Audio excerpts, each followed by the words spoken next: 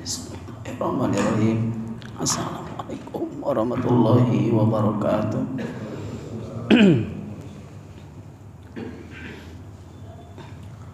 Alhamdulillahilladzi nahmaduhu wa nasta'inuhu wa nastaghfiruh wa na'udzu billahi min syururi anfusina wa min sayyiati a'malina may yahdihillahu fala mudilla lahu wa may yudlilhu fala hadiya lahu. Asyhadu an la ilaha illallah wa asyhadu anna Muhammadan abduhu wa rasuluhu alladzi la nabiyya ba'da. Amma ba'd.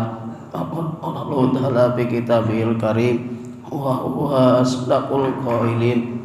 A'udzu billahi minasy syaithanir rajim. Bismillahirrahmanirrahim. Pada qudiyatis salat fantasiru fil ard wabtaghu min fadlillah wazkurullaha katsiran la'allakum tuflihun. Shadaqallahul adzim.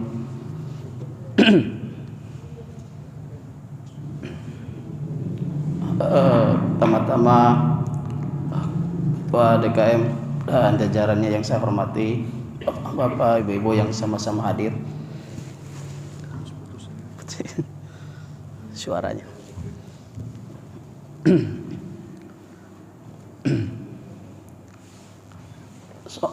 Mari kita awali dengan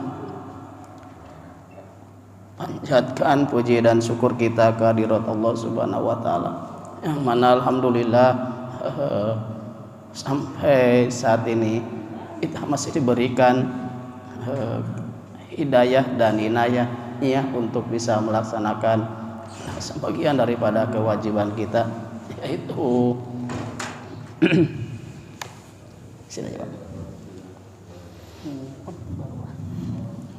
yaitu sholat subuh secara berjamaah dan dilanjutkan dengan acara ta'lim.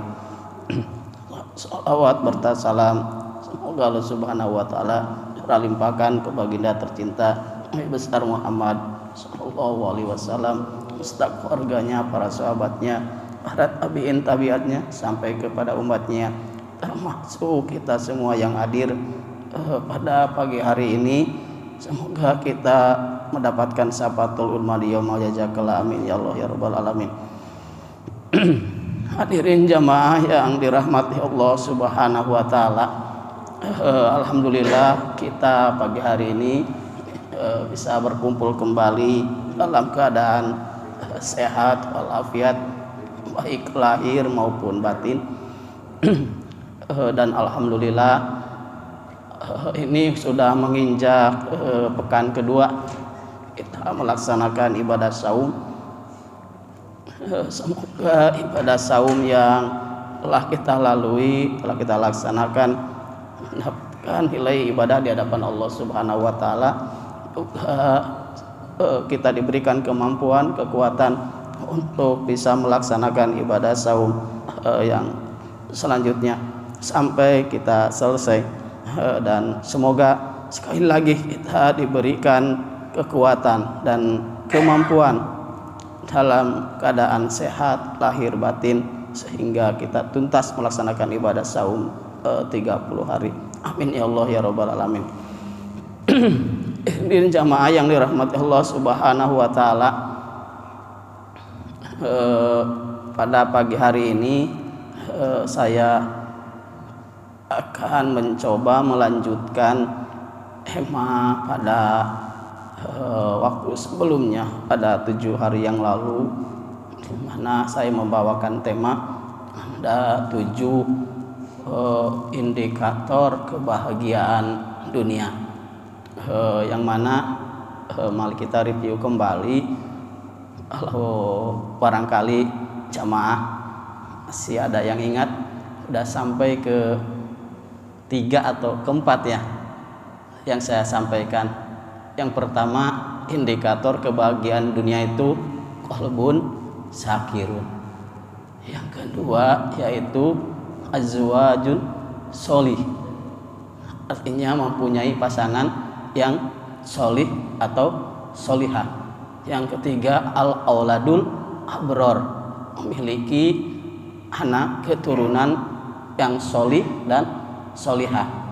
Nah, ini selanjutnya insyaallah pada pagi hari ini saya lanjutkan yang mana ada pertanyaan yang diajukan oleh para tabiin kepada sahabat Ibnu Umar ketika ditanya ada apa yang dimaksud dengan kebahagiaan dunia. Maka Ibnu Abbas menjawab indikator kebahagiaan dunia itu paling tidak ada 7. Yang selanjutnya yang keempat yaitu kata Ibnu Abbas al-malul halal, yaitu memiliki harta yang halal. Ketika kita diberikan rezeki yang banyak dan halal oleh Allah Subhanahu wa taala, ini adalah merupakan karunia yang luar biasa. Kenapa? Karena rezeki yang halal ini adalah menentukan untuk mendapatkan keberkahan, ketenangan jiwa kita, keluarga kita, sehingga Rasulullah Shallallahu Alaihi Wasallam pernah menyampaikan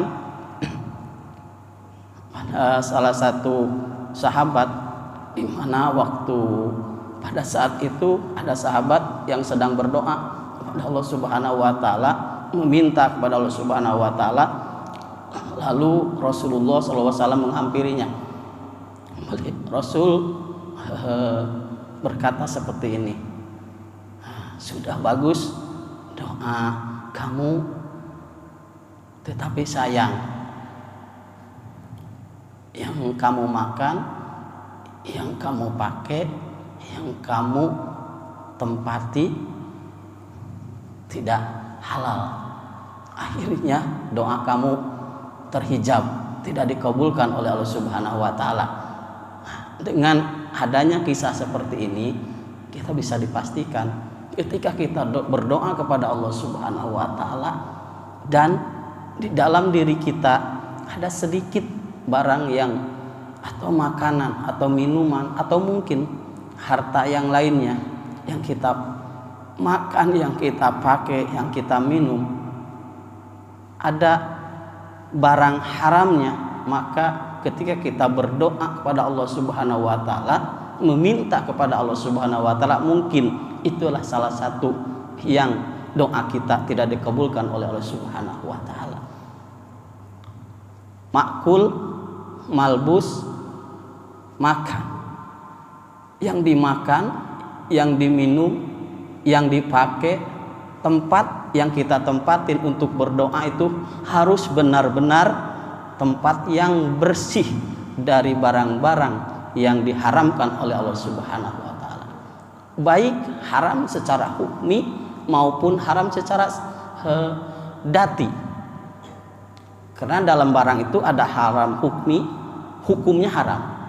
Contoh, uang itu sebetulnya halal, Pak ya. Tetapi kalau didapati dengan cara yang tidak benar, tidak sesuai dengan aturan hukum fikih, hukum Islam, maka itu hukumnya jadi haram. Ada hukum datinya memang haram, seperti maaf babi atau anjing, itu datinya. Walaupun akad jual beli memang itu sudah dipastikan datinya haram. Jadi pun walaupun tadi perjalanannya dikasih atau hasil jual beli tetap aja haram. Karena itu haramnya haram dati. Kalau haram hukmi seperti tadi. Kita jual beli pakaian itu haramnya bisa terjadi haram hukmi. Kalau jual belinya itu tidak sesuai dengan aturan syar'i. Karena di dalam aturan jual beli itu, dijual beli itu ada aturannya. Sama seperti hal-hal yang lainnya. Yang seyogianya sebetulnya barang itu halal bisa menjadi haram. Maka ketika barang makanan atau minuman yang kita minum, yang kita makan, yang kita pakai, lalu kita dipakai untuk beribadah kepada Allah Subhanahu wa taala, itulah salah satu hambatan untuk ditolaknya ibadah kita. Maka indikator yang keempat untuk mendapatkan kebahagiaan yang termasuk kebahagiaan dunia adalah mendapatkan harta yang halal. Ada istilah bahasa ini, mencari barang yang haram aja susah, apalagi yang halal. Salah itu Pak. Sebetulnya masih banyak barang-barang yang halal yang bisa kita cari. Ada cara-cara yang halal yang sesuai dengan aturan syarat. Karena kalau sudah mempunyai mindset seperti itu, ini bahaya Pak. Jadi apapun akan kita lakukan untuk yang penting mendapatkan, padahal itu semua akan diminta pertanggungjawaban di hadapan Allah Subhanahu wa taala. Kita semua itu diperintah untuk mencari rizki Allah Subhanahu wa taala. Apalagi kita sebagai kepala keluarga, kita ini punya tanggungan yang luar biasa untuk bisa memberikan nafkah kepada keluarga kita, entah anak kita, istri kita, atau keluarga yang lainnya, ibu kita, bapak kita. Ini diperintah oleh Allah Subhanahu wa taala seperti yang Allah firmankan di surah ke-62 ayat yang ke-10. Bismillahirrahmanirrahim. Faidah qudiyatus sholati pangtaswiru fil ardi wabtagu min fadlillah. Ani pangtaswiru fil ardi. Apabila kalian ini telah menyelesaikan sholat, ini nih. Jadi ketika kita mau mencari rezeki, menjalankan aktivitas kita, mendapatkan rezeki daripada Allah Subhanahu wa taala, yang pertama kita harus kenal adalah sholat. Setelah kita diperintahkan sholat, lalu Allah perintahkan untuk kita itu menyebar, berangkat ke aktivitas masing-masing, mencari rezeki untuk bisa memberikan nafkah terhadap keluarga kita masing-masing. Pangtasyiru fil wabtagu min fadilah, mencari keriduan daripada Allah Subhanahu wa taala. Wazkurullaha katsira, dan berzikirlah kepada Allah Subhanahu wa taala sebanyak-banyaknya, la'alakum tuflihun, agar kalian ini mendapat kebahagiaan.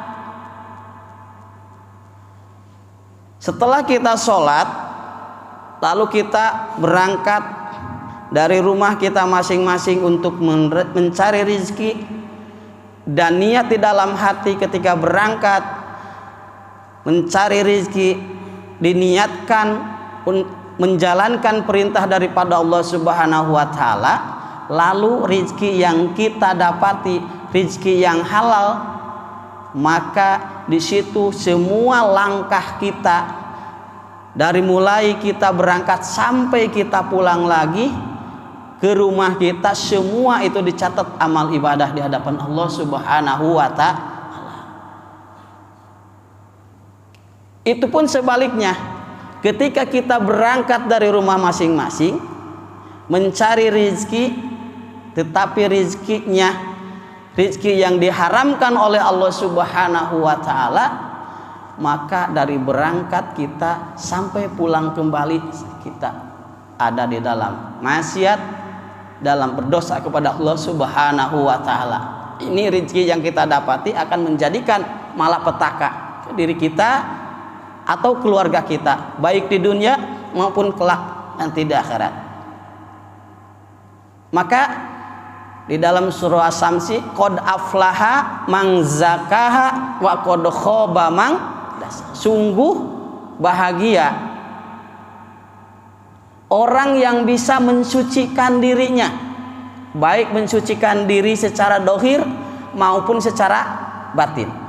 Dohirnya kita makanan, minuman yang dipakai kita adalah barang yang bersih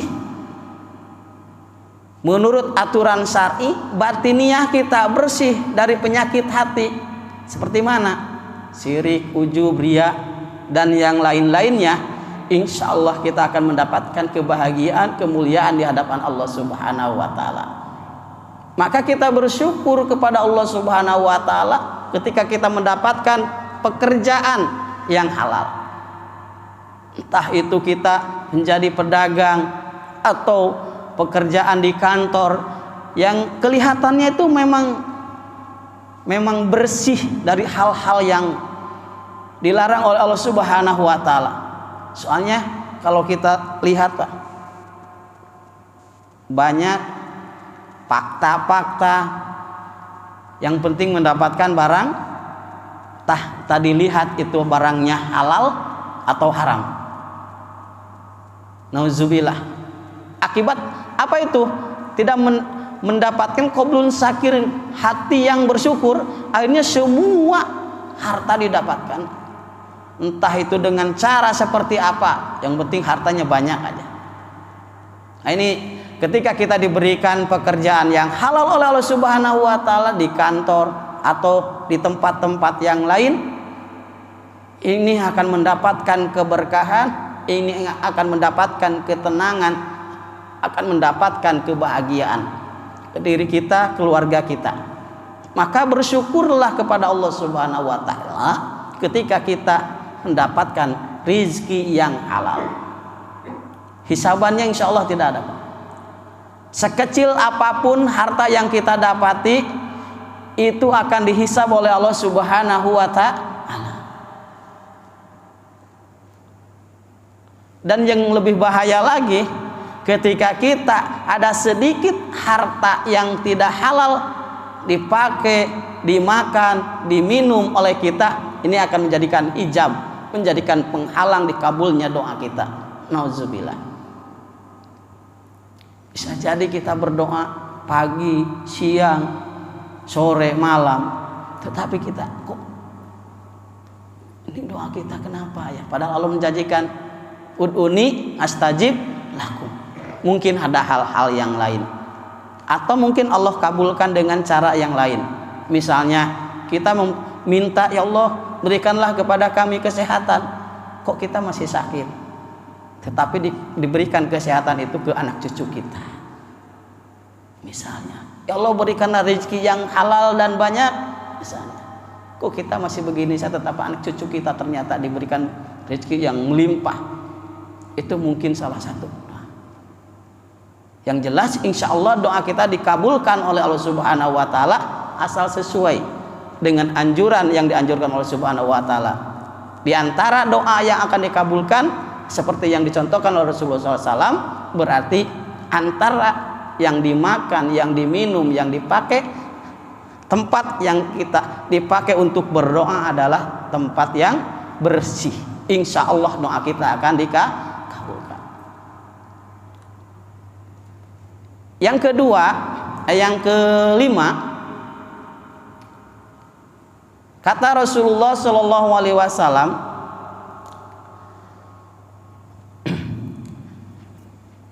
yang disampaikan oleh Ibnu Abbas adalah umur yang barokah. Indikator kebahagiaan dunia yang kelima adalah diberikan umur yang barokah. Maksud umur yang barokah ini adalah umur yang memberikan kebaikan, baik untuk diri kita sendiri maupun untuk orang lain. Ada salah satu sabda Rasulullah SAW, khairun nasi man tala umruhu wa hasuna amaluhu. Sebaik-baiknya manusia adalah yaitu yang diberikan umur yang panjang dan baik amalnya. Tapi sebaliknya, manusia yang paling buruk adalah yang Allah berikan umur panjang, tapi umur yang panjang itu dipakai untuk bermaksiat kepada Allah Subhanahu wa taala. Wasyaru amalu, jelek amalnya di hadapan Allah Subhanahu wa taala. Maka alhamdulillah kita semua ini diberikan kesempatan oleh Allah Subhanahu wa taala, kita masih bisa melaksanakan ibadah saum bulan suci Ramadan ini. Entah besok, lusa, atau mungkin tahun depan kita tidak bisa lagi melaksanakan ibadah saum, kita tidak tahu. Makanya kita berusaha semaksimal mungkin umur yang Allah berikan ini kita manfaatkan untuk bisa melaksanakan, mengumpulkan pundi-pundi amal kebaikan sehingga umur kita menjadi umur yang barokah, umur yang mendapatkan kebaikan daripada Allah Subhanahu wa taala. Jangan sampai sia-siakan umur kita ini, karena tidak tahu besok, lusa, atau minggu kapan ajal kita dijemput oleh Allah Subhanahu wa taala. Hadirin yang dirahmati Allah Subhanahu wa taala, ketika kita diberikan umur yang barokah, umur kita banyak memberikan manfaat terhadap diri kita, terhadap lingkungan, keluarga kita, ini sangat luar biasa. Khairun nasi anfa'uhum linnas. Ada sabda Rasulullah SAW yang lainnya, sebaik-baiknya manusia adalah yang banyak memberikan manfaat. Insya Allah Pak, orang yang banyak kebaikannya akan dikenang, baik di keluarga, di lingkungan, sahabat, atau siapapun yang kenal kita pasti akan dikenang. Tapi sebaliknya, ketika kita berlaku buruk, berlaku jelek, pasti yang dikenang itu bukan kebaikannya, tapi kejelekannya. Ya mudah-mudahan kita semua termasuk orang-orang yang diberikan umur yang barokah. Semakin umur kita semakin tua, semakin banyak untuk beribadah kepada Allah Subhanahu wa taala, sehingga kita termasuk mendapatkan kebahagiaan di dunia ini, dan kelak juga kita insya Allah akan mendapatkan kebahagiaan daripada Allah Subhanahu wa taala. Yang selanjutnya, yang keenam, indikator kebahagiaan dunia kata Ibnu Abbas adalah al-baitus sholih, adalah memiliki lingkungan yang baik yang memberikan kenyamanan kepada keimanan kita.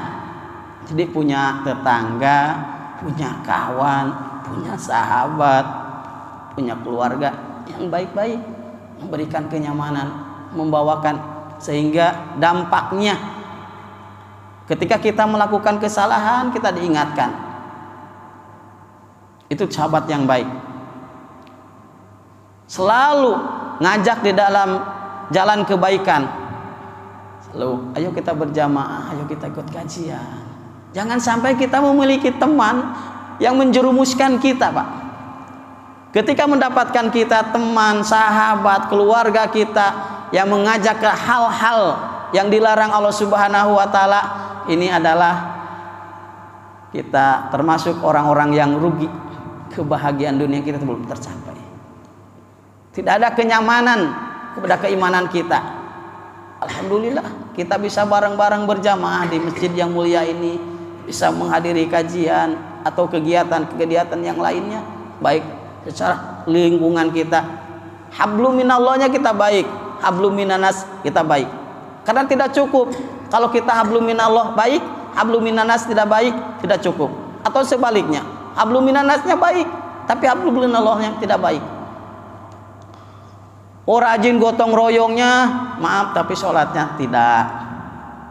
Itu tidak bagus di hadapan Allah Subhanahu wa taala. Atau sholatnya rajin banget, tetapi sama tetangga tidak akur. Banyak menyakiti tetangga, banyak menyakiti saudara. tidak sempurna imannya, kata Rasulullah Shallallahu Alaihi Wasallam. Yang sempurna imannya itu adalah memberikan kenyamanan kepada keluarga, kepada sahabat, kepada lingkungannya. Itu sempurna imannya. Ketika kita memiliki lingkungan yang nyaman, yang aman, yang memberikan dampak positif kepada keimanan kita, bisa membawa, mendekatkan diri kepada Allah Subhanahu wa taala, ini adalah kebahagiaan dunia yang keenam sudah tercapai. Insya Allah. Semoga kita semua mendapatkan keluarga yang solih, yang solihah, sehingga saling mengingatkan kita bahwa di dunia kita ini tidak lama, hanya sebatas mampir. Usia kita sudah berapa hari lagi, mungkin berapa jam lagi kita di dunia ini. Ketika ada sahabat yang mengingatkan kita, maka itulah kebahagiaan yang luar biasa. Yang selanjutnya, yang ketujuh adalah tafaqahu fiddin, yaitu ketika orang diberikan kemampuan untuk bisa memahami agama. Ini adalah indikator kebahagiaan dunia telah tercapai menurut Ibnu Abbas. Sungguh-sungguh ingin mendalami ilmu agama. Hadirin jamaah yang dirahmati Allah Subhanahu wa taala. Berapa pertemuan sebelumnya saya sampaikan salah satu hadis Rasulullah SAW, di mana Rasulullah SAW menyampaikan, barang siapa yang menginginkan kebahagiaan dunia, kesuksesan dunia, makalah carilah ilmunya. Barang siapa yang menginginkan kebahagiaan akhirat, kemuliaan di akhirat, maka carilah ilmunya. Barang siapa yang menginginkan kebahagiaan dunia dan akhirat, maka carilah ilmu. Man aroda dunya fa'alaihi bi ilmin, wa man arodal akhirah fa'alaihi bi ilmin, wa man aroda ummah fa'alaihi bi ilmin, kata Rasulullah SAW. Ketika ingin mensukseskan di dunia, maka carilah ilmunya. Bagaimana kita akan sukses di dunia ini? Ketika kita ingin sukses di akhirat, cari ilmunya. Ingin mendapatkan kedua-duanya, sa'idun fid dunya wa sa'idun fil akhirah, cari ilmunya. Maka penting kita untuk mendapatkan pemahaman agama agar kita mendapatkan kebahagiaan baik dunia maupun di akhirat kelak. Maka kita sering berdoa, Robbi zidni warjukni fahman. Kalau untuk jama dirubah domirnya, Robbi zidna ilman warjukna. Jadi kalau kita jadi imam berdoa, ganti domirnya, Robbi zidna ilman warjukna fahman. Kalau sendiri, Robbi zidni ilman warjukni fahman. Ya Allah, berilah rezeki kepada, tambahkan ilmu kami, ya Allah. Warjukna fahman, ya Allah berikan rezeki kami pemahaman tentang agama ini.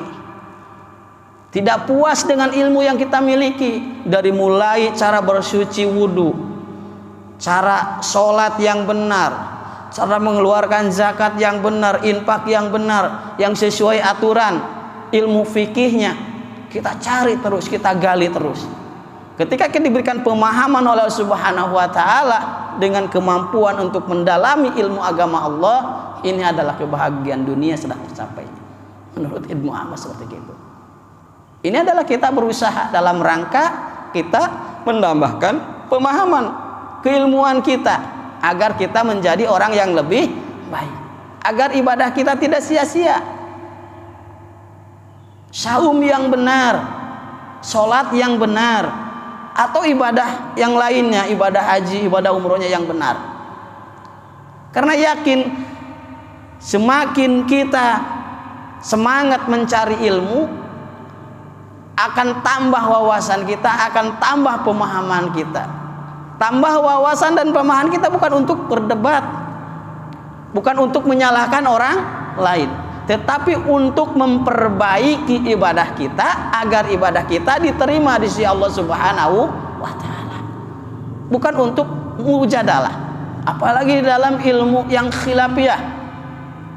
Ini tidak ada yang harus kita perdebatkan. Semuanya pada punya argumen, punya dalil semua. Yang penting kita cari titik bersama. Selama syahadatnya masih sama, sholatnya masih sama, apalagi di masjid. Yang saya lihat insya Allah di masjid kita ini sangat adem Ustaz. Tidak ada perdebatan. Insya Allah semuanya hanya ingin mendapatkan rahmat daripada Allah Subhanahu wa ta'ala. Kita berangkat dari rumah datang ke tempat yang mulia ini, jangan sampai yang didapati bukannya kita pahala atau kemuliaan, maka malah yang didapati adalah dosa daripada Allah Subhanahu wa ta'ala. Datang ke masjid malah bertengkar gara-gara hal yang furu'nya. Maka perlunya pemahaman ini adalah untuk meningkatkan kualitas ibadah kita terhadap Allah Subhanahu wa ta'ala. Bagaimana kita cara bersuci yang benar? Ada pernah dibahas di sini kan? Bagaimana cara bersuci yang benar? Dicontohkan sama Pak Haji. Bagaimana cara sholat yang benar, yang sesuai tuntunannya? Ini hal-hal yang seperti ini. Ini yang sangat luar biasa Pak. Pemahaman kita ini perlu Pak. Saya sering menemukan di dalam pelaksanaan sholat atau berwudu itu, yang masih bukan asal-asalan ya mungkin itu pemahaman yang belum Allah kasih dan berusahanya kurang. Bersuci aja Pak, bukan anak-anak kecil yang sudah berumur aja. Kadang-kadang saya suling Jumatan di tempat-tempat lain gitu Pak, menemukan secara bersuci wudu yang jelas. Ini baju segini Pak, bajunya tangan panjang, jadi yang dibasahin cuma segini doang. Kan menurut ilmu fikih nggak sah itu wudunya. Setiap nggak sah wudunya ketika melaksanakan sholat, tidak sah dong sholatnya. Boro-boro diterima, sahnya saja tidak, karena secara bersucinya tidak sesuai dengan aturan yang dianjurkan oleh Rasulullah Shallallahu Alaihi Wasallam. Atau di dalam sholatnya, di dalam bersujud kan ada aturannya. Anggota sujud itu kan 7 Pak. Dari mulai jidat ya, tangan 2, pukul 2, terus kaki 2, 7 Pak ya. Do'u sujudi sab'atun, anggota sujud itu 7. Yang ini 7 ini harus benar-benar sujud, kena tempat sujud kita. Nah di kaki itu Ustaz, biasanya kan ini kan kalau di ilmu fikih itu yang saya dapati ilmu itu mungkin ada hal yang lain, tapi yang saya dapat ini ujung kaki ini kan harus begini, harus begini Pak. Tapi masih ada yang begini nih kalau sholat. Kalau nggak ada uzur itu, dan kita mampu sebetulnya untuk begini, itu sujudnya itu tidak sah Pak. Jadi harus begini, ujung kaki itu harus begini. Jadi jangan begini gitu. Kemarin kalau nggak salah sudah dicontohkan sama Pak Haji itu praktek sholat seperti itu. Pemahaman seperti ini harus kita dapati agar ibadah kita bisa lebih baik lagi, supaya sah di hadapan Allah Subhanahu wa ta'ala. Terus diterima insya Allah Pak. Setiap sholat, kalau sholatnya tidak sah, wudunya tidak sah, bagaimana ibadah kita diterima di hadapan Subhanahu wa ta'ala? Atau ngeluarin zakat misalnya, asal-asalan, tidak ada haulnya, tidak ada nisabnya. Di zakat fitrah sama, sebentar lagi kita ini akan mengeluarkan zakat fitrah insya Allah. Atau zakat mal, zakat tijarohnya, sesuai aturannya. Nah, ini perlu pemahaman agama. Ketika kita diberikan oleh Allah Subhanahu wa ta'ala kemampuan untuk mendalami ilmu-ilmu agama ini adalah sangat beruntung, karena Allah berikan pemahaman. Rabbi zidni ilman warzuqni fahman. Kita diberikan ilmu, tambah-tambah ilmu, tambah-tambah pemahaman. Maka jangan bosan-bosan kita untuk mencari ilmu. Alhamdulillah di masjid kita ini nih setiap pagi diisi dengan kajian Ustaz ya. Setiap pagi, cuman berapa pagi saya kemarin nggak sempat ikut. Kemarin saya ngisi di Piladago sana. Ada berapa saya ngisi di sana, jadi nggak bisa ikut subuh di sini. Jadi nggak seperti biasanya. Tapi saya lihat di sini tuh sudah bagus. Daripada mungkin ya kalau di masjid-masjid yang lain tuh kultum tarawih ya. Tarawih. Tapi waktunya sebetulnya Ustaz mendingan begini, mendingan pagi aja. Kalau tarawih itu sebetulnya kadang-kadang orang pingin cepot-cepot tadinya belum makan ya Pak, cuma minum doang gitu kan. Nanti kalau tarawihnya kelamaan, untuk lapar duluan gitu kan. Jadi bagus. Cari momen tempat yang kita nyaman untuk ngadain kajian. Ini kajian setiap pagi ini adalah sarana untuk menambahkan keilmuan kita, pemahaman kita tentang ilmu agama Allah Subhanahu wa taala guna untuk memperbaiki ibadah pada Allah Subhanahu wa taala. Dan insya Allah semua yang hadir pada pagi hari ini insya Allah tambah ilmunya, tambah pemahamannya, dan insya Allah semakin tambah ilmu, tambah pemahaman agama, insya Allah ibadah kita akan lebih baik, dan semoga ibadah kita diterima di sisi Allah Subhanahu wa taala. Mungkin jamaah hanya itu yang saya bisa sampaikan, karena ini maaf Ustaz, ini suara lagi kambuh lagi, jadi saya tidak lancar untuk berbicara karena saya punya riwayat ini suara jadi tidak maksimal, jadi agak putus-putus ininya. Jadi mungkin itu yang saya bisa sampaikan. Tapi sebelum saya tutup, barangkali ada yang mesti diklarifikasi atau didiskusikan, monggo, atau yang mungkin ditanyakan.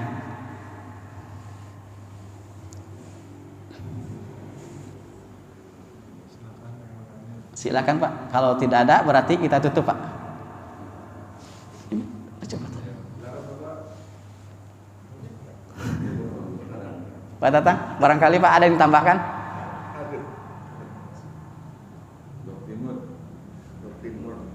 Assalamualaikum warahmatullahi wabarakatuh. Waalaikumsalam warahmatullahi wabarakatuh. Tadi sebenarnya saya sering ngantuk. Jadi banyak yang tidak nyangkut kepala sehingga apa nih dari blok barat sudah nunjuk aja tuh Pak. Blok timur bagaimana blok timur, tapi yang dari utara belum ada. Baik, mungkin ini mau tanya sama Ustaz. Mangga. Kita misalnya dapat rezeki dari Allah banyak harta. Itu kalau harta itu bisa dibawa mati ke akhirat. Kalau menurut saya gitu Pak. Harta itu bisa dibawa mati untuk kita dibawa ke akhirat. Sebetulnya kayak saudara saya Pak Anies, beliau banyak hartanya Pak. Alhamdulillah. Banyak hartanya beliau. Dia akan dibawa nanti menuju akhirat. Amin. Insyaallah. Jadi hartanya beliau dia bawa untuk akhirat, dititipkan ke panti asuhan, dibuatkan ke masjid, dibuatkan ke tempat-tempat ibadah lain, masuk ke tahfiz Quran. Beliau itu Pak. Jadi hartanya dia bilang harta tuh bisa dibawa ke akhirat dengan cara yang seperti tadi ya kakakku bilang begitu. Ya kalau ada bilang ada yang punya konotasi kalau harta itu tidak bisa dibawa mati, salah menurut saya. Jadi harta itu bisa dibawa mati, namun caranya itu tadi disumbangkan ke panti asuhan, itu diberikan ke anak yatim piatu, sehingga harta itu nanti kalau kita dihisab oleh Allah, oh iya kamu tuh banyak harta yang, tapi alhamdulillah harta kamu itu membawa berkah untuk ke masyarakat umat. Tapi salah satu gitu Pak Anies ya, nanti kalau punya harta ya saya juga dibagi lah. Nanti kan Allah punya hartanya Pak Anies dibagikan ke saya. Jadi itu aja Pak, tambah sedikit karena tadi juga ngedengarnya juga aduh makanya kan. Saya setuju Pak. Jadi gini, setuju Pak. Makasih Pak Tan. sebetulnya ini kalau disambungkan dengan surah 62, surah Al-Qasas ayat 77. Emang seperti itu, Pak. Wabtaghi bima ataqallahu darul akhirah wala tangsa nasibaka minad dunya wa ahsin kama ahsanallahu ilaik. Di dalam surah Al-Qasas surah 62 ayat 77, wabtaghi bima ataqal. Kata Allah Subhanahu wa taala, pergunakan apa yang Allah berikan. Darul akhirah, untuk kehidupan kelak di akhirat. Wala tangsa nasibaka mina dunya, dan kamu itu jangan sampai melupakan untuk kehidupan dunia. Artinya gini, mindset kita ini kita beribadah saja, misalnya sholat saja, tapi lupa terhadap kewajiban kita seperti Allah perintahkan di surah yang surah Al-Jumu'ah tadi. Kalau di surah Al-Jumu'ah itu surah 62 ya. Kalau Al-Qasas itu surah 28, maaf. Surah 28 ayat 77. Pangtashiru fil ard. Allah memerintahkan untuk kita mencari. Di dalam surah Al-Qasas Allah berfirman, wabtaghi bima ataqallahu darul akhirah wala tangsa nasibaka minad dunya. Nah, jadi Allah memberikan perintah kepada kita bahwa yang Allah berikan ini dari mulai anggahotaba dan atau yang lainnya, semua fasilitas yang Allah berikan harus atau wajib dijadikan sarana untuk mendapatkan kemuliaan nanti di akhirat kelak. Wabtaghi bima ataqallahu darul akhirah. Semua sarana yang Allah berikan ini, fasilitas yang Allah berikan ini justru adalah untuk mendapatkan kebahagiaan kelak, untuk mendapatkan keridhaan daripada Allah Subhanahu wa taala. Harta yang banyak, punya kedudukan yang tinggi, jabatan yang tinggi, itu semua kita arahkan agar mendapatkan keridhaan daripada Allah Subhanahu wa taala. Jangan hanya sebatas di dunia tok nilainya, tetapi di hadapan Allah Subhanahu wa taala tidak ada apa-apanya. Yaitu pergunakan harta kita diberikan ke panti-panti asuhan, doa yatim, doa apa, ke masjid kita yang membutuhkan. Banyak misalnya ada yang apa yang kurang di masjid kita ini, kita sumbangkan. Itulah yang akan menolong kita kelak. Wa ahsin kama ahsanallah di ayat berikutnya. Nah, ini menandakan kita harus hidup hablum minanas. Hubungan antar kita ini enak, Pak. Saking canda-candaan kayak Pak Tatang sama Pak Anies, luar biasa, Pak. Insya Allah ketika ada lisan yang terpleset, kita minta maaf. Namanya manusia, Pak, ya. Itu kan tidak luput dari kesalahan. Ini satu luar biasa, Pak. Jadi keakraban kita nanti akan dikenang oleh teman-teman kita, ada sahabat-sahabat kita, pasti, Pak.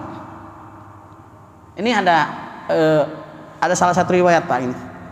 Dulu saya asbab saya ke Jakarta ini, ke Pamulang ini, ada orang Padang, Pak. Buya Nasrin Ahmad. Rumahnya yang di sini, Pak. Anaknya di sini rumahnya. Dia itu, saya sering menemani beliau, setiap ketemu orang pasti dia itu dibayarkan assalamualaikum. Sampai tukang ojek pun, saya mulai depan tuh, tukang beca yang di depan itu, kalau lewat itu tidak pernah beliau luput mengucapkan assalamualaikum. Sehingga ketika beliau meninggal itu banyak yang mendoakan beliau, Pak. Warung-warung nasi padang, sate Pak tuh. Jadi beliau itu ngajajakin jajan itu tidak satu tempat tuh. Ketika saya kasih tahu, Pak, biasanya kan saya berdua tuh kalau jalan sama beliau tuh. Kalau beliau kan nggak bisa jalan, Pak. Kalau pulang dari masjid nih sama-sama berjamaah, Mas, ayo pakai mana? Nasi Padang gitu, ya kan. Ketika saya beli lagi ke sana sendirian, nanya yang beli itu, kok sendirian, Pak? Saya kasih tahu, Pak, doanya Bapak udah almarhum. Wah, sangat luar biasa, Pak. Itulah hablum minanas, kalau baik ya dikenang, banyak kebaikannya, Pak. Sama orang sering tegur sapa, absul salam, terlalu membacakan salam. Nah ini, Pak, inilah jariah yang terasa. Maka kita dibutuhkan untuk menjaga persaudaraan kita, persahabatan kita. Lingkungan itu penting, Pak, yang dampak membawa naiknya keimanan kita terhadap Allah Subhanahu wa taala. Jadi semua fasilitas yang Allah berikan dari mulai jasad kita, anggota badan kita ini dipergunakan untuk mendapatkan keridhaan daripada Allah Subhanahu wa taala. Wabtagi ataqallah darul akhirah. Jadi apapun yang Allah berikan harus dipergunakan untuk mendapatkan keridhaan daripada Allah Subhanahu wa taala. Itu Pak. Jadi benar apa yang disampaikan Pak tentang itu. Harta itu mungkin semuanya akan dibawa mati apabila digunakan dengan cara yang benar, disalurkan di jalan Allah Subhanahu wa taala. Barangkali ada yang lain Pak? Yang langsung Pak Anis. Nah, kalau harta yang kita dapat ini kan kita tidak juga lah, tidak begitu paham ya kalau haram kadang-kadang agak sama. Tapi kalau kita dengan kita mau ampunan kepada Allah terus kita sedekahkan, itu gimana Pak Ustaz? Utlubul halal bil kasbil halal ya. Kalau kita ini mendapatkan barang yang halal harus dicari dengan cara yang halal. Tapi gimana ketika kita khilaf atau kita terjerumus dengan mendapatkan rezeki yang halal, kalau memang masih ada orangnya yang kita zolimi yang ambil haknya, itu kan seperti hak piutang atau pinjam meminjam misalnya, atau kita lakukan dengan cara yang kurang tidak sesuai lah misalnya. Kalau masih ada orang yang bersangkutan Pak, itu lebih baik kita hartanya dibalikin, kita minta maaf. Kalaupun sudah tidak ada, kita beristighfar kepada Allah Subhanahu wa taala dan hartanya kita salurkan kepada jalan yang diridhoi Allah Subhanahu wa taala. Semoga itu menjadikan ampunan bagi diri kita. Insyaallah Pak.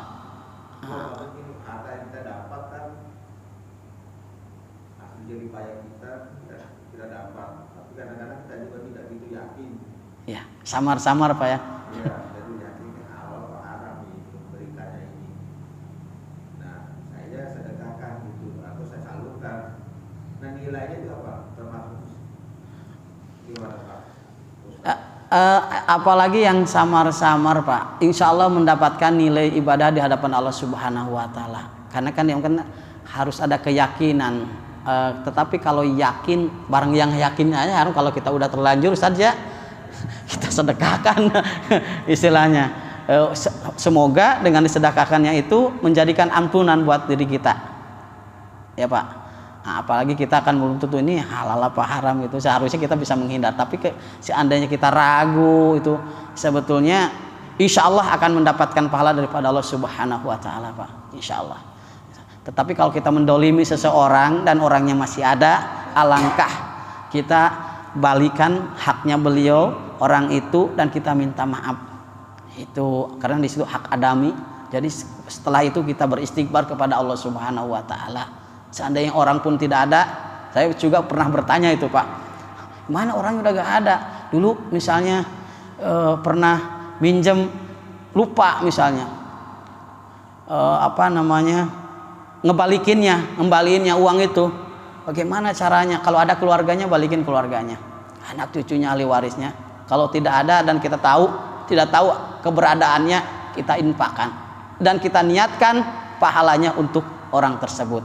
Insya Allah itu menjadikan wasilah kita mendapatkan ampunan daripada Allah Subhanahu wa taala. Barangkali Pak ada yang ditambahkan Pak tentang jawaban itu Pak. Silakan Pak. Nah, biasanya itu ada di chatnya ya, doa untuk sholat duha. Itu terakhir ada doanya. Iya. Salah satunya apabila harta itu ada di langit, maka turunkanlah. Apabila harta itu di bawah, maka keluarkanlah. Gitu kan. Apabila jauh, dekatkanlah. Ini yang terkait sama pertanyaan Pak Anis. Apabila haram, sucikanlah. Nah, maka kalau menurut saya kan haram itu ya haram kan. Iya. Itu kalimat itu gimana? Itu ada Di doa. Minta kepada Allah Subhanahu wa taala akan supaya itu jadi suci. Itu berarti yang ragu Pak. Jadi itu mungkin karena kan keraguan, barangkali kan kita tidak tahu, kayak Pak Anis tadi kan bilang, maka doa itulah salah satunya. Seandainya ada barang yang sebetulnya tidak niat kita untuk mendapatkan barang haram seperti itu, tapi mungkin kehilapan kita atau di luar ini kita ternyata itu barang itu haram. Doa itulah salah satunya. Ragu antara haram dan halal itu karena kita tidak tahu, tidak yakin, tidak pasti bahwa itu haram. Maka kita berdoa kepada Allah Subhanahu supaya itu harta yang haram tadi istilahnya bisa Allah sucikan di dalam diri kita. Atau barangkali Pak ada yang untuk jawabannya Pak Ustaz, silakan menambahkan jawabannya. Waalaikumsalam warahmatullahi wabarakatuh. Sebenarnya mengenai yang halal maupun yang haram itu sudah jelas di dalam Sahih Bukhari bahwa sesungguhnya yang halal itu jelas dan yang haram itu jelas, dan di antara keduanya Subhan. yang subhat. Barang siapa yang meninggalkan subhat, dia telah menjaga kehormatan. Jadi itu termasuk sikap seseorang adalah meninggalkan subhat. Karena itu perkara subhat itu yang menjerumuskan kita ke dalam yang haram. Makanya untuk menjaganya. Yang kedua, banyak melakukan subhat akan mengantarkan seseorang kepada perbuatan haram. Menjauhkan perbuatan dosa kecil karena hal tersebut dapat menyeret seseorang kepada perbuatan dosa besar. Jadi memberikan perhatian terhadap masalah yang subhat ini karena padanya terdapat perkara-perkara yang membuat orang ragu. Maka untuk itu harus ditinggalkan perkara subhat itu. Jadi jelas yang haram itu jelas, yang halal itu sudah jelas. Ya, baik Pak. Terima kasih Pak atas tambahan jawabannya. Jadi saya kira kalau saya pastikan kalau seandainya itu kita tahu bahwa itu haram udah pasti Pak. Al haram bayin, misalnya al halal bayin. Nah, antara halal dan haram adalah syubhat. Istilah syubhat itu kan artinya keraguan-raguan tadi Pak. Tapi seandainya kita mampu untuk menghindari yang syubhat ini adalah nilai yang sangat luar biasa yang kita miliki, sehingga karena kalau kita sudah terbiasa di syubhat ini bisa menjerumuskan kita untuk melakukan hal yang haram. Maka ketika kita ragu sebaiknya kita tinggalkan Pak. Tetapi kalau seandainya kita istilahnya memang gak paham sama sekali, misalnya awalnya gak paham sama sekali, tapi setelah kita mengaji, setelah kita tahu iya ya itu ternyata haram, itulah kita beristighfar kepada Allah Subhanahu wa ta'ala, minta ampunan kepada Allah Subhanahu wa ta'ala. Tidak ada satu dosa pun yang tidak Allah maafkan kecuali syirik. Insya Allah Pak Allah maafkan. Ketika kita mendolimi seseorang, kalau orangnya masih ada kita datangi, kita maaf, atau ke keluarganya. Ketika tidak bisa, kita mungkin yang paling sulit sebetulnya berdosa di jalanan Pak.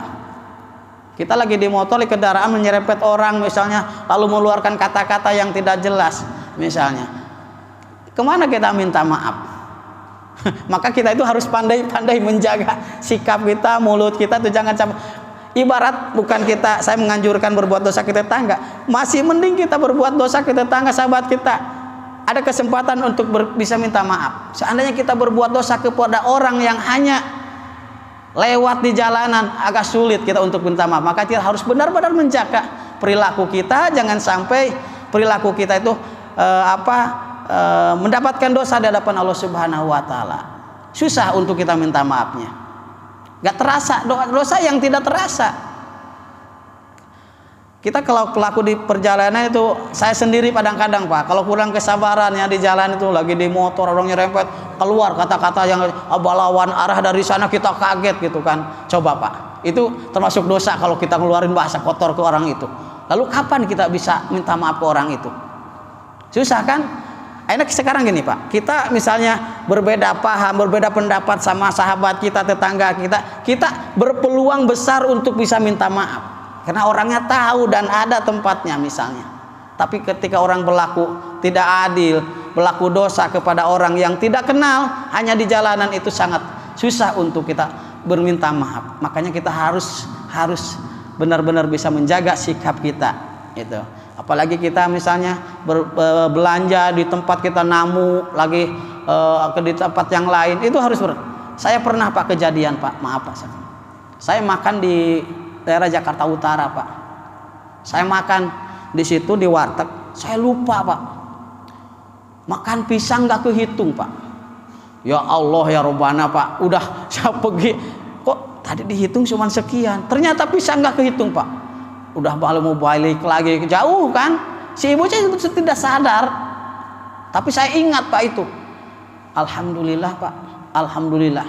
Ketika saya balik lagi, ada ini ke daerah sana, saya cari Pak, masih ingat saya tempatnya, ada pohon di bawahnya ada itu Pak.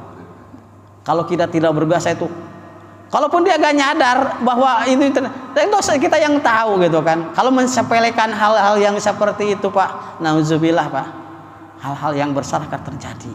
Dan insya Allah mudah-mudahan kita semua terjaga Pak ya dari hal-hal yang seperti itu. Makanan kita yang kita makan, minuman kita yang kita minum, pakaian kita yang kita pakai, tempat kita yang pakai ibadah dibersihkan oleh Allah Subhanahu wa taala sehingga kita menghadap Allah Subhanahu wa taala dalam keadaan qad afla man zaka'a wa qad khaba man dasaha. Kita insyaallah ketika menghadap Allah Subhanahu wa taala, kalau kita diri kita bersih dari dosa hak adami, dari dosa terhadap Allah Subhanahu wa taala, insyaallah kita akan mendapatkan kebahagiaan. Kan banyak yang selalu yang mungkin kita juga pernah merasakan seperti itu berkaitan dengan bank.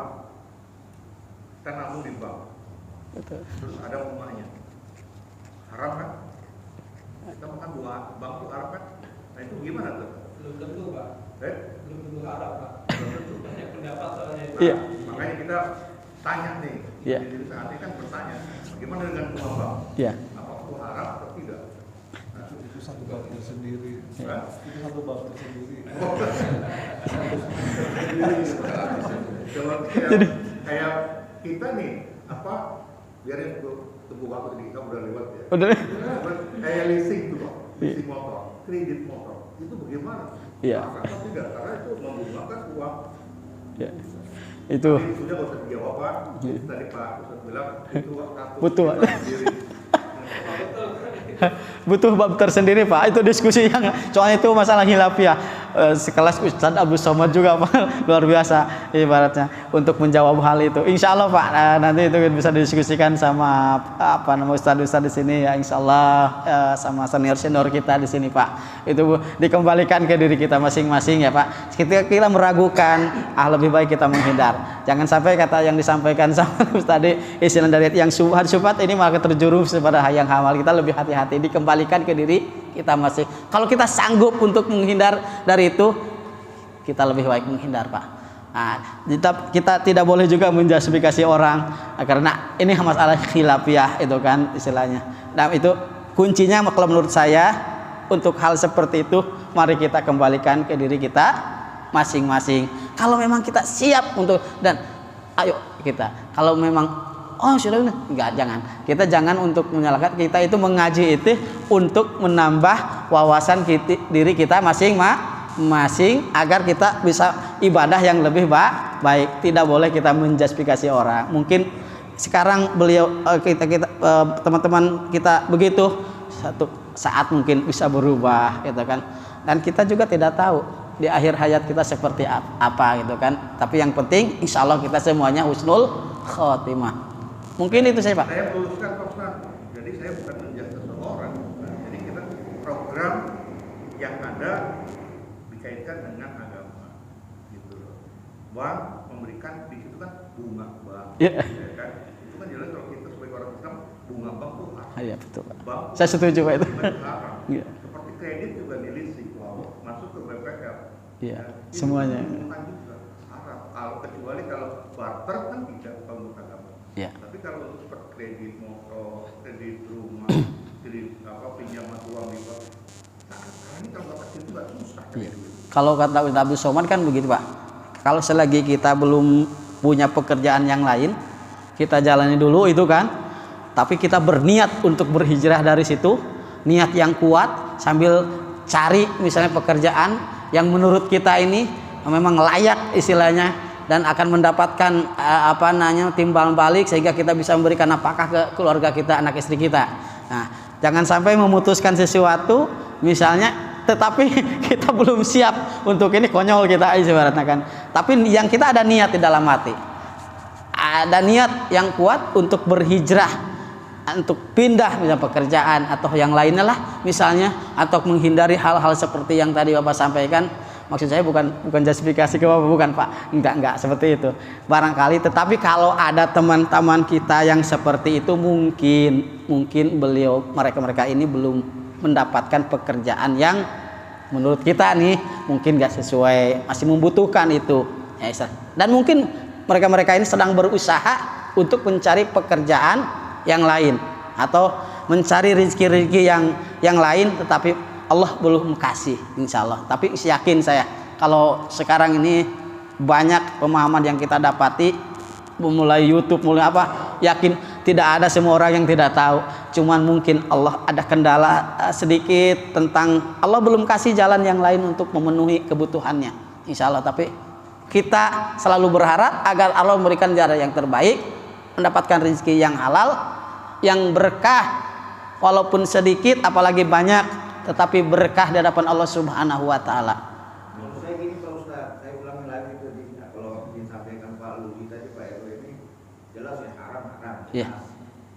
Halal jelas. Tapi yang saya maksud sumir gini loh Ustaz. Saya jasa konsultasi, katakan saya pengacara atau notaris. Nah, standarnya tidak jelas. Berapa dia harus bayar ke saya? Kan standar tidak ada. Iya, tidak ada. Nah, yang saya maksud itu, misalnya dia harus bayar 10 juta, nggak bisa 20 juta. Nah, itu jadi ada keraguan diri saya nih. Nah, keraguan itu saya simpulkan mungkin ini haram. Ya, saya mohon ampunan dan rezeki yang saya dapat itu saya. Iya, untuk membersihkan itu ya Pak. Ya. Itu kan masih ragu sampai. Tetapi alangkah baiknya kalau itu kan dikembalikan ke pemahaman kita Pak. Kalau menurut kita itu yakin ini misalnya haram, berarti kita tinggalkan Pak ya. Tetapi kalau misalnya tahunya setelah kita melakukan itu, kita beristighfar aja kepada Allah Subhanahu wa taala. Insya Allah Allah akan ampuni kesalahan kita, dan tidak ada dosa yang Allah ampuni kecuali kesyirikan ya Pak. Insya Allah semuanya Allah akan ampuni, tidak ada dosa sebesar apapun dosa yang kita lakukan. Kita bertaubat kepada Allah Subhanahu wa taala, kita beristighfar, kita mengakui atas kehilapan kita, entah itu yang disengaja ataupun tidak, entah yang kecil atau yang besar. Kita sungguh-sungguh minta ampun kepada Allah Subhanahu wa taala. Insya Allah semua dosa diampuni Allah Subhanahu wa taala kecuali kesyirikan, kan itu kata Al-Qur'an. Insya Allah Pak. Dengan sedekah, Bapak sedekahkan misalnya, atau cara-cara yang lain, jalan salah satu adalah sedekah. Itulah insya Allah akan bisa membersihkan keraguan kita. Nah, itu kan belum pasti itu haram. Yang haram aja kita bisa minta maaf, minta dihalalkan, apalagi yang masih samar. Nah, untuk membersihkan itu supaya lebih hati agar lebih suci, kita sedekahkan itu harta sebagiannya, dan harapannya bisa mensucikan. Itu kan salah satu doa di dalam zakat fitrah itu kan begitu Pak. Bisa membersihkan harta yang masih ragu tentang kehalalannya.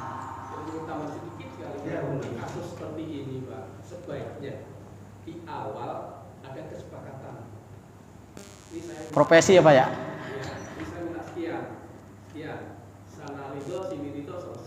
Kan itu ada jasa Pak ya di situ ya. Oh, iya, itu mah kalau menurut saya itu mah enggak syubhat itu mah Pak. Emang kita ada jasa kita, keilmuan kita di situ.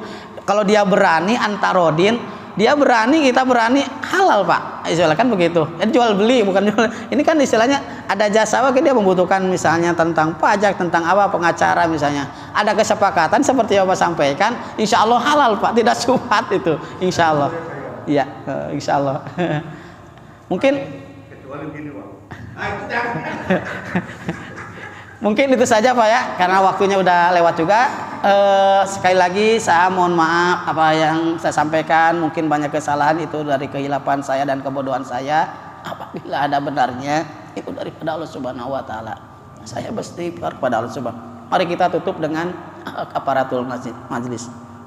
Bismillahirrahmanirrahim.